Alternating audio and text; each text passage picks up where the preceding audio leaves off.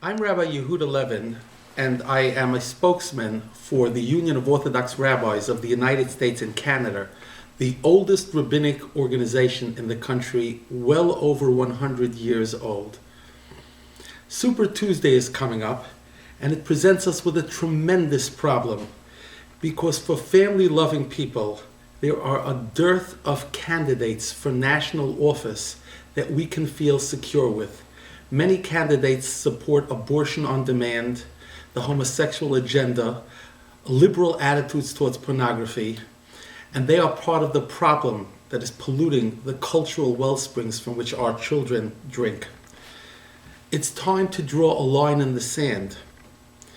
And that's why, while many people who are puzzled and don't know what to do will probably take the approach of voting for quote-unquote the lesser of two evils, that is not an appropriate approach. That is a compromise which will encourage politicians to further degrade, if you will, our culture. And therefore the Union of Orthodox Rabbis of the United States and Canada is calling today for a ban, for a prohibition, for all Orthodox Jews who heed our words. Do not vote for the lesser of two evils.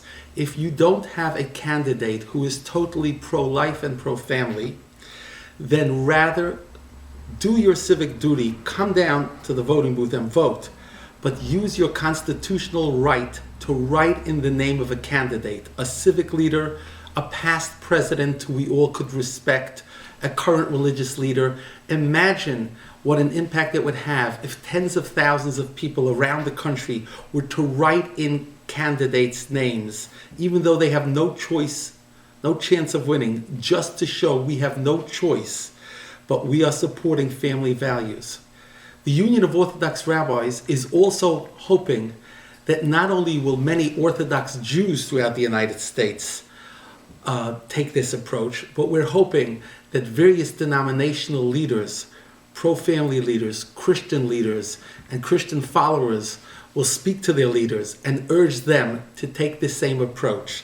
That's why recently, on January the 22nd, 2008, in Washington, D.C., when I addressed the March for Life, I called on Pope Benedict, when he comes to these shores in April, to stand with interreligious leaders in the streets of New York to draw a line in the sand and say, we are all going to get together interreligiously and prohibit our adherents and followers from voting for politicians that are anti-biblical family values. I assure you that if this were to happen, millions of Americans would be educated in voting the right way, and very shortly we would see many politicians becoming much more pro-family than they would ever imagine. We can take back our values in our country by not compromising with evil.